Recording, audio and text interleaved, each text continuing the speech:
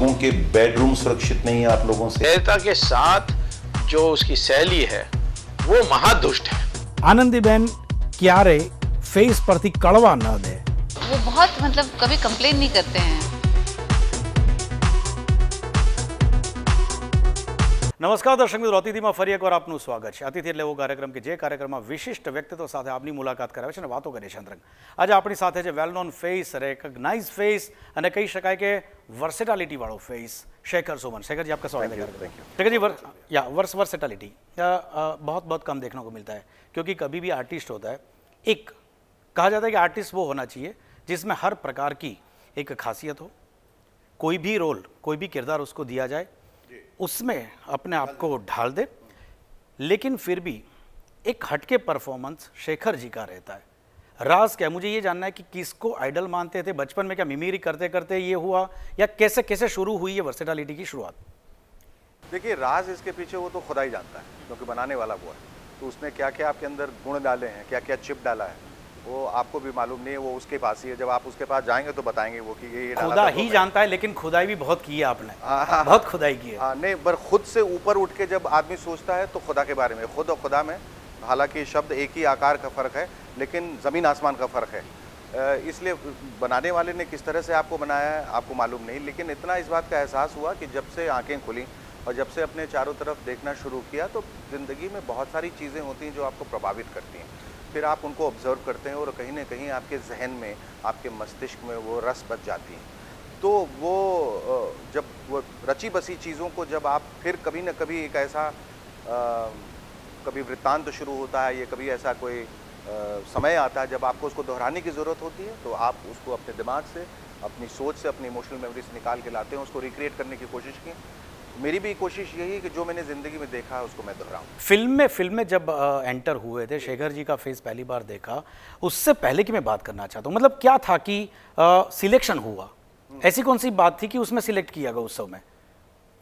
अब ये बात भी आपको निर्देशक से ही पूछनी पड़ेगी. गिरीश कर्नाड ने हज़ारों लोगों के बीच में मुझे क्यों चुना, लेकिन मैं ऐसा मान के चलता हूँ कि जब आपको चुना जाता है तो कुछ ना कुछ खासियत तो रहती होगी, शायद जिसका एहसास मुझे भी नहीं है, लेकिन जो चीज़ वो ढूंढ रहे थे शायद मुझ में मिल गई. उससे पहले या मैंने ईश्वर से प्रार्थना बहुत की थी कि मेरी शुरुआत बहुत अच्छी होनी चाहिए. बाद में मुझे संघर्ष करना पड़े तो मैं उसे सहर्ष स्वीकार कर लूँगा, लेकिन पहले संघर्ष मत देना, कहीं मैं टूट ना जाऊँ. इसलिए आप मेरी शुरुआत बड़ी करिए. उत्सव जैसी फिल्म से जब शुरुआत हुई तो मुझे खुद विश्वास नहीं हुआ कि मुझ में ऐसा क्या था. बल्कि जब मैं बम्बई पहले उतरा, बॉम्बे सेंट्रल में, तो मैंने अपनी पत्नी को कहा कि चलो वापस चलते हैं दिल्ली, क्योंकि इतने करोड़ों लोगों के बीच में लोग मुझे क्यों देखेंगे और मुझे क्यों चुनेंगे. मेरे जैसे तो हर कोई ट्रेन से उतरने वाला अभिनेता बनना चाहता, फिर मुझे क्यों चुनेंगे. उन्होंने कहा अगर तुम यही सोच लोगे तो कभी चुने नहीं जाओगे. तुम में कुछ विशेषताएं होंगी, कुछ खासियत होगी. इस अप्रोच के लिए शेखर जी स्ट्रगल, मुझे मालूम है कि एक सक्सेस होने के बाद हर एक बोलता है कि मैंने बहुत स्ट्रगल की. पर्टिकुलर गिरीश कर्नाड की बात करें, पहुंचे कैसे, और पहुंचने के बाद जो टास्क दिया था शायद वो भी आज तक भूल नहीं पाए होंगे कि क्या जो पहला टास्क दिया था, कैसे पहुंचे. हाँ, कैसे पहुंचे, शॉर्टकट लिया था या कुछ नहीं? ये सब नियति होती है. हमारी ज़िंदगी की स्क्रिप्ट पहले लिख के आई हुई है इस दुनिया में, हमें सिर्फ उसको फॉलो करना है. और फॉलो भी आप अनजाने तरीके से करते हैं. भगवान आपको रास्ता दिखाते जाता है और आप चलते जाते हैं, क्योंकि स्क्रिप्ट ऐसी है. फाइनल डायरेक्टर तो वहाँ बैठा हुआ, आपका रोल किस चैप्टर में, किस अध्याय में, किस सीन में आएगा और कब ख़त्म हो जाएगा. स्पेशल अपीयरेंस है कि फुल लेंथ रोल है, नाचने गाने वाला है, या एक्शन है, या थ्रिल है, या उसमें सस्पेंस है, वो स्क्रिप्ट ईश्वर ने लिख दी है जो आपको मालूम नहीं है. इसलिए वो स्क्रिप्ट इंटरेस्टिंग है, क्योंकि आगे क्या होने वाला है आपको डायरेक्टर ने बताया नहीं है ना. तो जब मैं बम्बई आया तो मेरी मैं शूटिंग देखने गया था शशि कपूर जी की. फिल्म थी पिघलता आसमान. ओके. और उनके बगल में जैसे आप बैठे हैं, मैं बगल में बैठ गया, और शूटिंग जब चल रही थी तो वो शॉट दे के आते थे, तो एक कलाकार को बहुत वक्त होता है दूसरे शॉट तक जाने में. तो वो बैठ के मुझसे बोरियत से बचने के लिए मुझसे बात करने लगे. ओके. और बात करते करते फिर उन्होंने मुझे इस फिल्म का प्रस्ताव दे दिया पहली ही मीटिंग में. यानी कि स्क्रिप्ट कहीं लिखी हुई थी, तभी तो मैं उनके बगल में ये माहौल बना, और मैं वहाँ गया. अगर उस दिन नहीं जाता तो उत्सव मुझे नहीं मिलती, लेकिन मेरा जाना नियतिबद्ध था. मुझे जाना ही था और उनके बगल में बैठना ही था. उस दिन पता चला कि अगर वो गाने की शूटिंग कर रहे होते तो बहुत बिजी रहते. वो अकेले थे, रति अग्निहोत्री जी के साथ शूटिंग कर रहे थे, तो कभी उनका शॉट आता था तो उनको बीच बीच में बात करते करते उन्होंने कहा कि तुम करने क्या है. मैंने कहा मैं अभिनेता बनने आया हूँ। क्या करते थे? मैंने कहा दिल्ली से मैंने रंगमंच से ये किया वो किया, रेपरेटरी कंपनी में थे। उन्होंने कहा मेरी फिल्म करोगे? मैंने कहा अभी मुझे आए हुए हफ्ता नहीं हुआ है, मुझे शशि कपूर जी अपनी फिल्म ऑफर कर रहे हैं, तो मैंने सोचा कोई छोटा मोटा रोल होगा। उन्होंने कहा कि एक बहुत बड़ी फिल्म है जिसका नाम है उत्सव, और जिसमें अमिताभ बच्चन जो हैं वो एक खलनायक का रोल कर रहे हैं, रेखाएं इसकी नायिका हैं, और इसमें कमल हसन है। हालांकि ये कास्ट में चेंजेस हुए, लेकिन उस समय कास्ट ये थी, कमल हसन है, रति अग्निहोत्री हैं, पद्मिनी कोल्हापुरी हैं, ओम पुरी हैं, शम्मी कपूर हैं, और इसमें हम नायक की तलाश कर रहे हैं। वो नायक का रोल करोगे? मैं गिर गया नीचे। मैंने कहा इतना भद्दा मजाक मेरे साथ ना करेंगे, मैं आते ही मुंबई में हार्ट अटैक से मर जाऊँ, इतनी खुशी मत दीजिए, ये सच नहीं हो सकता। उन्होंने कहा मैं मजाक नहीं कर रहा हूँ, मैं वाकई तुम्हें ये रोल ऑफर कर रहा हूँ, और अगर तुम चुने गए तो तुम रेखा के नायक हो गए, और मेरी सबसे एम्बिशियस फिल्म है ये। और मैंने भगवान की तरफ देखा और मैंने कहा कि ये क्या सच हो रहा है? और फिर उन्होंने मुझे स्क्रीन टेस्ट के लिए भेजा। जब मैं स्क्रीन टेस्ट के लिए गया तो जिस रोल के लिए मुझे भेजा गया था, चारुदत्त, जो वसंत सेना के ऑपोजिट है, तो वहाँ मुझे पता चला कि 1,500 चारुदत्त और आए हुए हैं। तो मैंने कहा अच्छा, ये मजाक शशि जी ने मेरे साथ किया, मुझे तो लगा था कि मैं ही खास हूँ, लेकिन यहाँ तो खासम खास बहुत लोग आए हुए। लेकिन जो वो स्क्रीन टेस्ट जब मैंने दिया, जो मुझे वो पहला दृश्य अभी भी याद है, आर के स्टूडियो में, कि मैं चारुदत्त बांसुरी बजा रहा हूँ, वो सांझ ढले गगन तले वो गाना है, उसके बाद का वो दृश्य। डायलॉग भी था क्या उसमें? नहीं, उसमें मैं खाली ऐसे ही पोस्टर दे रहा हूं। हाँ, मैं बांसुरी बजा रहा हूँ और वसंत सेना अचानक सामने आती हैं, और वो छोटा सा एक डायलॉग भी था कि मैं चारुदत्त हूँ और आप, और वो कहती हैं मैं वसंत सेना हूँ। तो मैं पहले तो रिएक्ट नहीं करता हूँ, वसंत सेना, फिर कहता ओह आप वसंत सेना है। तो एक बड़ा छोटा सा दृश्य था, और उसमें जब वो वहाँ से जाती हैं तो मुझे उनको देखना था जाते हुए। पहली बार मैं कैमरा फेस कर रहा था, और वो ऑडिशन के बाद हज़ारों लोगों को एक माइक पे गिरीश कर्नाड ने कहा सब लोग जा सकते हैं सिवाय Shekhar Suman. Oh great great, यहाँ रोकूंगा। दर्शक मित्रों बताविए છે आपने ये दृश्य के જે વાત કરી કે ઓડિશન વખતે જે દૃશ્ય આપ્યું હતું અને ફિલ્મમાં જ્યારે ફિલ્માંકન કરાવડાવ્યું તે દૃશ્ય।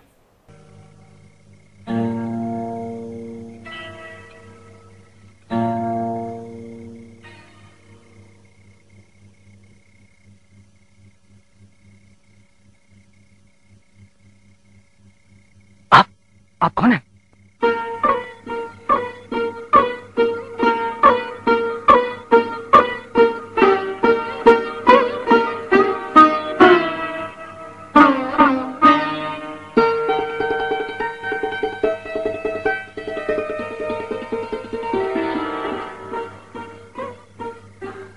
क्षमा कीजिए, बिना पूछे अंदर चलिए आए। मेरा नाम वसंत सेना है। ओह, वसंत सेना। मैं चारुदत्त हूं, और आप सुंदर हैं। वो राजा का दुष्ट साला है ना, मेरे पीछे लगा हुआ था, उसी से बचते भागते मैं आपके यहाँ गई। पर आप जैसी सुंदर स्त्री को इतनी रात गए अंधेरे में अकेले? अब कोई डर नहीं, चले गए दुष्ट। शेखर जी, आपने बताया कि ये पहला ही बैठे शशि कपूर जी ने ऑफर किया कि आप रोल करेंगे, दूसरे दिन गए, 1500 चारुदत्त आपको मिले, देखने को मिला, लेकिन उस वक्त जो परफॉर्म किया उसमें अनाउंस हुआ कि बाकी सब लोग जा सकते सिवाय के शेखर। उसके बाद शुरुआत हुई शेखर सुमन की पहचान वाली बात। ये बातें करेंगे छोटे से ब्रेक के बाद। दर्शक मित्रों, समय થયો છે એક વિરામનો।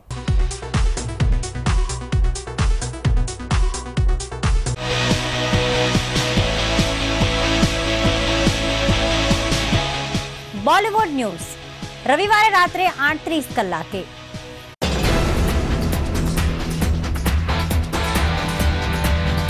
જાગો ગ્રાહક જાગો, જુઓ ગુરુવારે રાત્રે 10 કલાકે।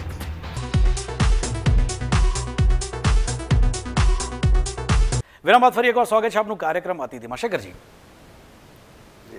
लाइफ में बदलाव, पहला ब्रेक सोचा नहीं था, फिर सोचना शुरू किया होगा कि अभी इस लाइफ को किस तरह से सही ट्रैक पे लाया जाए। लाइफ का ब्रेक इतना बड़ा मिला और उसके बाद ब्रेक हो गया। वही लाइफ कई तरह से ब्रेक हो गया, टूट गया खंडों में, और ब्रेक भी लग गया। तो लाइफ में जो ब्रेक मिला था वो ब्रेक अलग अलग रूपों में मेरी ज़िंदगी में आ गया। एक ब्रेक बन के आया और एक ब्रेक बन के आया और एक ब्रेक बन के आया। तो लाइफ को अलग अलग दिशा से मैंने देखा, अलग अलग पृष्ठों में पलट के देखा, अलग अलग तरीक़ों से देखा, अलग अलग अध्याय में देखा। ज़िंदगी जो है वो परिवर्तन का ही नाम है। ज़िंदगी उस चीज़ का नाम है जब जो चीज़ की आशा न हो वो हो जाए, और जो हो जाए जिसकी आशा न थी वही ज़िंदगी है। मैंने कहा वो स्क्रिप्ट लिखी हुई है, लेकिन आपको पता है मैं यही बात करना चाहता हूँ, क्योंकि एक सफलता जब आदमी सक्सेस होता है लोग पहचानने लगते थे। उस वक्त खाली शशि कपूर ने कहा था नायक बनोगे, उसके बाद कहीं पहला इंसान था जिसने इस नायक को पहचाना, उसके बाद इस नायक को करोड़ों लोगों ने पहचाना एक्टिंग करते हुए। लेकिन कई बार ऐसा भी आया जैसा आपने बताया कि ब्रेक लग गई थी, टूट जाता इंसान, खत्म हो जाता है, मर जाता है, उसका पुनर्जन्म होता है। आदमी सिर्फ शरीर से नहीं मरता, आदमी मन से भी मरता है, आदमी रूह से भी मरता है, आदमी बहुत तरीकों से मरता है। बहुत सारे एक्सपीरियंस भी हुए होंगे, क्योंकि जो आते थे शेखर जी करके। नहीं, वो तो बहुत छोटी बातें हैं, वो बहुत छोटी बातें हैं, आप ये भौतिक बातें हैं। जब आपको ये पता चलता है, जब आपकी शादी 21 साल की उम्र में होती है, 22 साल की उम्र में जब आप पिता बनते हैं, और 25 साल की उम्र में आपको पता चलता है कि आपका लड़का अब जीने वाला नहीं है, तो जिंदगी तो वहीं खत्म हो गई। ये तो छोटी मोटी चीजें हैं। सफलता क्या है, आएगी जाएगी,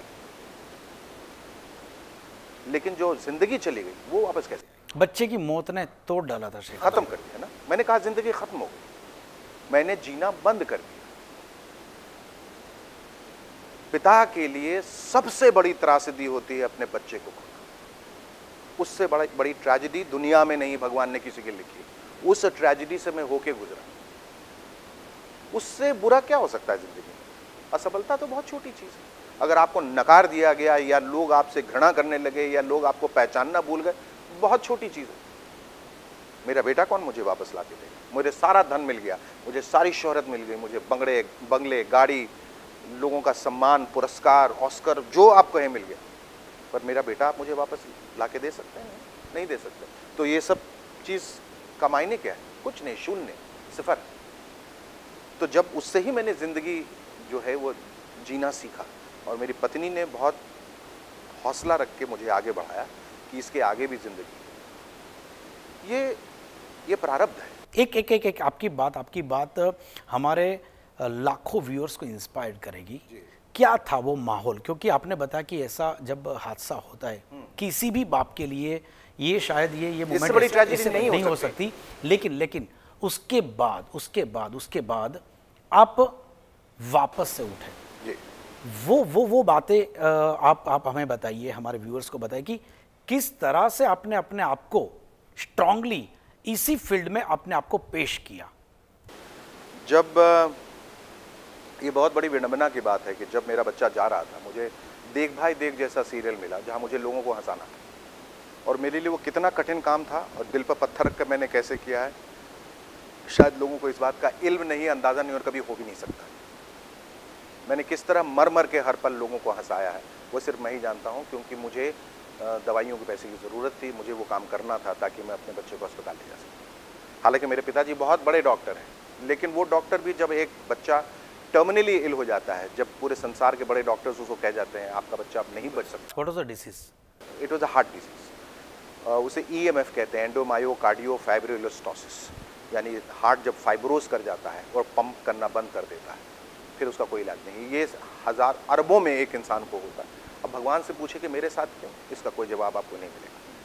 ये पिछले जन्म का या किसी और जन्म का ये फल है, ये क्या है या नतीजा है, कोई नहीं जान पाया है। ज़िंदगी को कोई समझ नहीं पाया है। लेकिन ज़िंदगी जो है, आपने कहा कि 84 लाख योनियों से गुजरने के बाद मिलती है, और जब मिलती है तो उसको पूरी डिग्निटी के साथ आपको जीना है और पूरे विश्वास के साथ जीना है। ईश्वर पर विश्वास करना है, और विश्वास ये करना है कि जो उसने किया उसके पीछे कुछ ना कुछ है। How you can make strong?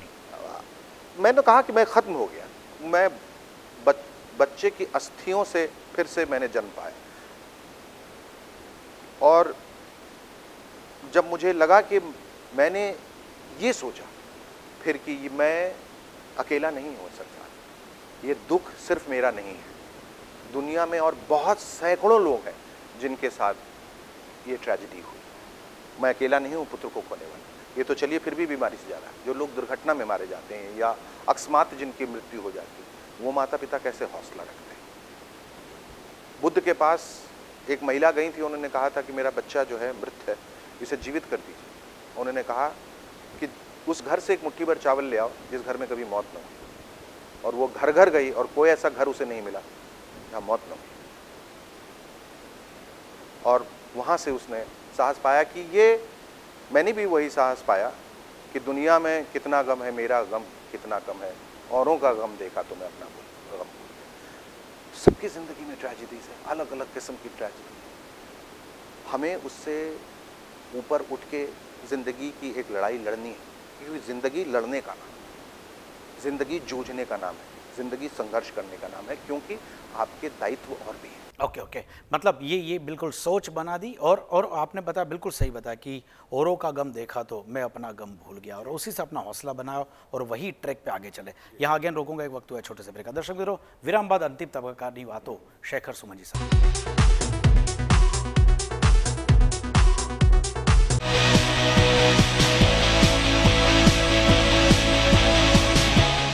Bollywood news रविवार रात्रे 8:30 કલાકે।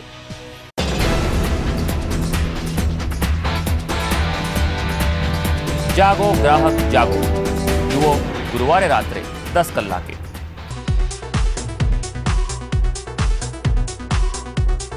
विराम बाद फरी एक और स्वागत है आपનું कार्यक्रम अतिथिમાં। शेखर जी, स्ट्रगल की बात है और लाइफ के बहुत इमोशनल, खास करके एक एहसास है, उसके बारे में बात कर ली। लेकिन शेखर जी ने फिर अपना एक ऐसा इमेज बनाया कि जहां शेखर जी जब भी स्क्रीन पे आते हैं, लोग सोचते थे अभी कुछ ऐसा बोलेंगे जिसमें हम अपना दर्द भूल पाएंगे। लाफ्टर शोज के अलग अलग नॉर्मली स्टैंडर्ड आंसर रहता है कि ये थोड़ा हटके शो है, बट लेकिन लाफ्टर इज लाफ्टर, जो कि लोगों को हंसाता है आधे घंटे 20-25 मिनट के लिए। सही तरीके से हंसा। हाँ, सही तरीके से हंसा। सही तरीके से हंसा, किसी भी तरीके से नहीं हंसा कि मैं गिर के या कपड़े उतार के या अश्लीलता के द्वारा या द्विअर्थी संवादों के द्वारा, उस तरह से मुझे नहीं हंसा। क्या विशेष क्या है, क्या है विशेष? वही मैं कह रहा हूँ, विशेष तो है ये सोच है। जो लोग हैं, विशेषताएं तो उन कंटेस्टेंट्स में हैं जो हैं, इसलिए ये कार्यक्रम विशेष है, क्योंकि जो 22 कंटेस्टेंट्स चुन के आए हिंदुस्तान से, पाकिस्तान से, उनको एक आदेश है, निर्देश है कि आप कभी कुछ गलत नहीं बोलेंगे शो, क्योंकि ये पारिवारिक माध्यम है, परिवार के माध्यम है, और एक सामाजिक जिम्मेदारी के तहत आपको जो बोलना है सही बोलना है। और मकसद सिर्फ हंसाना नहीं, हंसाने के पीछे जगाना भी।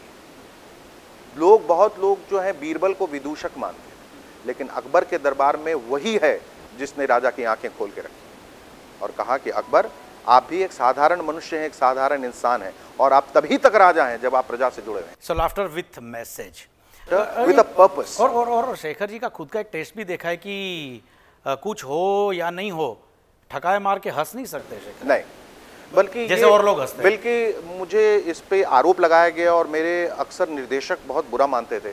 बोले, शेखर जी आप बैठते हैं, हंसते नहीं हैं हंसी वाले शो में। मैंने कहा, मैं हंसाने के लिए नहीं आया हूँ, मैं हंसी जज करने आया। मैं एक बहुत ही रिस्पॉन्सिबल पोजीशन पे बैठा हुआ। मेरा काम हंसना नहीं है, मेरा काम इनका आंकलन करना। जज को हंसना नहीं चाहिए? नहीं, जज नहीं, अगर उसे हंसी नहीं आई तो क्यों हंसे? जज का काम मतलब मुलजिम के साथ अगर जज बैठा है तो वो भी मुलजिम नहीं हो जाता है ना। उसे आकलन के लिए आया, उसे सज़ा सुनाने आया।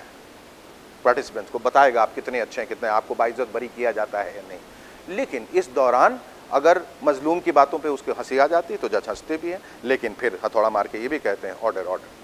तो ऑर्डर ऑफ द डे बनाए रखना बहुत ज़रूरी है। जज की वो गरिमा है, तो जज की गरिमा को ध्यान में रखते हुए मैं तभी हंसूंगा जब आप में ये मादा है, जब आप में ये प्रतिभा है कि मुझे हंसा सकें। अगर आपने कोई बेवकूफ़ी या मूर्खता वाली बात की तो उस पर मैं नहीं हंसूंगा।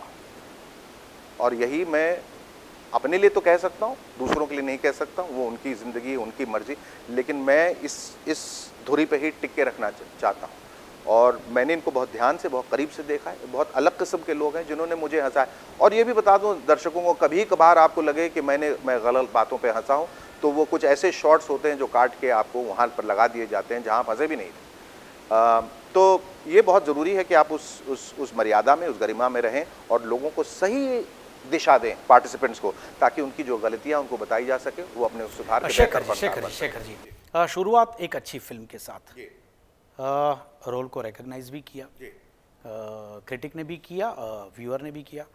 क्या लगता है कि शेखर जी उतने सफल अभिनेता वाली क्वालिटी नहीं थी इसलिए बाकी फिल्में नहीं मिली, या शेखर जी ने खुद ने अपना रास्ता अलग चुना? क्वालिटीज अगर नहीं होती तो मैं पहली फिल्म में नहीं चुना जाता, इतनी बड़ी फिल्म में नहीं चुना जाता। सीधी बात तो ये कि इतनी बड़ी फिल्म में चुनाव न सिर्फ निर्देशक, लेकिन उसके बाद बहुत सारी अपेक्षाएं थी, मैं आपको बता रहा हूँ इस आर्टिस्ट के पास से। Talent is nothing without opportunity. जब तक उसको सही मौका नहीं मिलेगा, जंगल में मोर नाचा किसने देखा, सही फिल्में मिलना भी तो मुश्किल है। उत्सव जैसी बुलंदियों से जब आप शुरुआत करते हैं, फिर उस तरह की फिल्म नहीं मिलती है तो अपेक्षाओं से गिरते हैं। लेकिन ये भी कहूँगा कि मैंने बहुत सारी फिल्में जो दी, अनुभव आज तक लोगों को याद है। पद्मिनी कोल्हापुरी की फिल्म, जहाँ मुझे कई सारे अवार्ड्स भी मिले और लोग आज तक उस फिल्म को मेरे अभिनय के लिए याद रखते हैं। नाची मयूरी जैसी फिल्म थी, पति परमेश्वर फिल्म थी। इसलिए अभिनय में कोई कमी नहीं थी, ये तो मैं मानूंगा ही नहीं, क्योंकि अभिनेता जब फिल्म इंडस्ट्री में कदम रखता है और जब उसकी शुरुआत एक बुलंद तरीके से होती है तो वो syndicate works, I am sure it does. हर जगह जो है चापलूसी हर जगह काम करती है, कैंप हर जगह काम करता है, जी हुजूरी हर जगह काम करती है। अगर आप वो न करें तो किसी वजह से आप बाहर भी हो जाते हैं और कुछ नियति भी होती है। मैंने कहा शेखर जी नहीं करते शायद इसी वजह से, वही मैं कह रहा हूँ कि हर कोई नहीं करता, सिर्फ मैं नहीं, हो सकता है बहुत लोग नहीं करते हो, मेरे जैसे काबिल हों और या मेरे जैसे नाकाबिल हों जो ना करते हों। लेकिन दिशा निर्धारित करने वाला तो मैंने कहा फिर मैं उसी स्क्रिप्ट की बात कर रहा हूँ। उन्होंने मुझे ढकेला टेलीविज़न की ओर, क्योंकि भगवान ने कहा वहाँ जाओ, अपनी प्रतिभा दिखाओ, वहाँ कम लोग हैं और वहाँ तुम अकेले, तुम्हें वो गद्दी संभालनी है और वहाँ बहुत कुछ तुम्हें करने को मिलेगा। शेखर जी, आपका फेवरेट डिश, आपका नॉर्मली जो शो में देखा जाता है वो पॉलिटिशियंस होता है। पोल खोल, मतलब हद कर दी थी उसने तो, और कई लोगों की पोल खोल भी डाली थी। सेटार के लिए आप जाने जाते हैं। स्क्रिप्ट में अपनी बदलाव, अपने हिसाब से, टेस्ट के हिसाब से बदलाव कितना शेखर जी करते हैं, लोग जानना चाहते हैं, क्योंकि ज़्यादातर क्रेडिट स्क्रिप्ट राइटर को ही जो समझने वाले व्यूअर होते हैं, ऑडियंस वही कहते हैं कि ये स्क्रिप्ट अच्छी है, दमदार परफॉर्म कर दिया शेखर जी ने। आप अपनी स्क्रिप्ट में कितना योगदान रहता है? देखिए, जब तक आप स्क्रिप्ट पे बिलीव नहीं करेंगे, जब तक आप तोता बन के रट्टा मार के और बोलते रहेंगे, कभी आप जनता को एक सच्चे ईमानदार परफॉर्मर या अभिनेता नज़र नहीं आएंगे। इसलिए बहुत ज़रूरी है कि उस स्क्रिप्ट में आपका भी योगदान हो, उस सोच में आपका महत्वपूर्ण योगदान हो। तो पहले तो मैं मानूंगा कि शुरुआत में जो स्क्रिप्ट आती थी मैं वैसे ही कह देता, और फिर मुझे कहीं लगा कहीं डिस्कनेक्ट हो रहा है। मैं तभी उस पर बिलीव कर सकता हूँ जब इसमें मैं घुल मिल जाऊँ, और घुल मिलूँगा तो उसमें योगदान भी होगा। तो मैं उसमें धीरे धीरे अपनी बात जोड़ने लगा, कुछ बातें जो मुझे अच्छी नहीं लगती थी वो निकालने लगा, और उस तरह से मैं अपनी उस स्क्रिप्ट को अपनी स्क्रिप्ट बना के कहने लगा। वक्त बहुत कम है, आपके साथ बातें करने का दिल और बातें सुनने का भी दिल बहुत करता होगा, लेकिन वक्त कम है। डायरेक्टर बनने का एक भूत सवार हुआ है शेखर जी को। इसे भूत क्यों कह रहे हैं आप? ये तो इच्छा है, इच्छा है। एक संपूर्ण कलाकार वही होता है जो अपने हर विधा से पारंगत हो। एक जब आप अभिनेता कहते हैं, जब हम लोग थिएटर चूँकि बैकग्राउंड है, वहाँ आपको निर्देशन सिखाया जाता है, निर्माता कैसे बनते हैं, म्यूज़िक कैसे देते हैं, गाते कैसे हैं, मेकअप कैसे करते हैं, कॉस्ट्यूम कैसे बनाते हैं, सेट कैसे बनाते हैं, सब कुछ सिखाया जाता है। तभी वो एक संपूर्ण परिपूर्ण कलाकार कहलाता है। उस लिहाज से ये एक बड़ी स्वाभाविक सी एक प्रक्रिया है, उस प्रक्रिया में मैं जुड़ गया। एक अभिनेता एक अच्छा डायरेक्टर भी होता है, इसलिए जब भी वो कैमरे के सामने खड़ा होता है उसे लगता है यार ये डायरेक्टर गलत बता रहा है, यार अगर ये ऐसे शॉट लेता है, अगर उसमें वो सेंस है, हाँ अगर वो सेंस है तो हमेशा वो सोचता है। और इसलिए देखिएगा जितने अभिनेता हैं दुनिया में, ज़्यादातर 99% सब डायरेक्टर बने। सक्सेस जिसमें ये सेंस है वो। सनी लियोन को लेके क्या, ये सनी लियोनी को लेके क्या आपत्तियां उठ रही हैं? नहीं, मतलब ये नहीं, लेकिन ये कौतूहल क्या उठ रहा है? पहले पूछने का मतलब यही है कि this is a shortcut to make a popular. आने से पहले ही एक हुआ बनाने के लिए, क्योंकि सनी लियोन जैसी मुझे नहीं लगता कि हॉटकेक प्रोडक्ट किसी भी इंसान के लिए होती है, जो कुछ बताए बिना किसी को पीआर एजेंसी को रखने की जरूरत नहीं है, अपने आप उसका पीआर हो जाता है। सनी लियोन लेकिन पार्ट ऑफ दैट। इवेंचुअली जब आप एक फिल्म बनाते हैं तो फिल्म अपने कंटेंट पे चलती है, इसमें इस कंटेंट में सन्नी ही चाहिए। अगर आप फिल्म देखेंगे, क्योंकि एक थ्रिलर है फिल्म, इसलिए मैं इसकी कहानी नहीं बता सकता, दुर्भाग्यपूर्ण, क्योंकि कहानी अगर बाहर आ जाएगी तो लोग फिल्म ही नहीं देखेंगे। तो ये एक थ्रिलर है, मेडिकल थ्रिलर है। इस कहानी का जो स्वरूप जो उभर के आया, उसमें सनी लियोन सटीक दिखती है। ये कहना कि सिर्फ सनी लियोन ही कर पाएंगे, ये भी गलत होगा, क्योंकि उन्होंने भी हाँ नहीं कही है, उनसे भी मेरी बातचीत भी नहीं हुई। लेकिन ऐसा लगता है कि रोल इतना खूबसूरत है कि वो उसके लिए ना नहीं करे। लेकिन अगर वो नहीं करती तो कोई और करेगा। लेकिन वो जो चाहिए उस रोल, जो उस रोल की चाहत है, जो वो रोल में जो खासियत है, वो सनी लियोन में मुझे नज़र आए। अब वो हॉट केक है या नहीं है, प्रोडक्ट है नहीं है, लेकिन ये भी है जब आप एक प्रोडक्ट जब बनाते हैं तो उसको मार्केटिंग भी करनी होती है।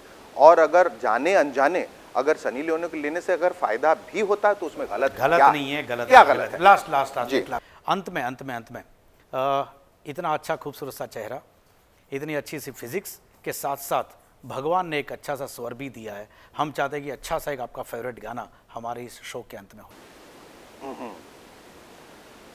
लगा चुनरी में दाग छुपाऊं कैसे, लगा चुनरी में दाग, चुनरी में दाग छुपाऊं कैसे, घर जाऊं कैसे, लगा चुनरी में दाग।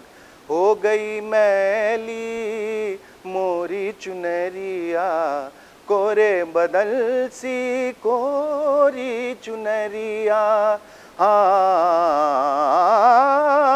जाके बाबुल से नजरे मिलाऊं कैसे, घर जाऊं कैसे, लगा।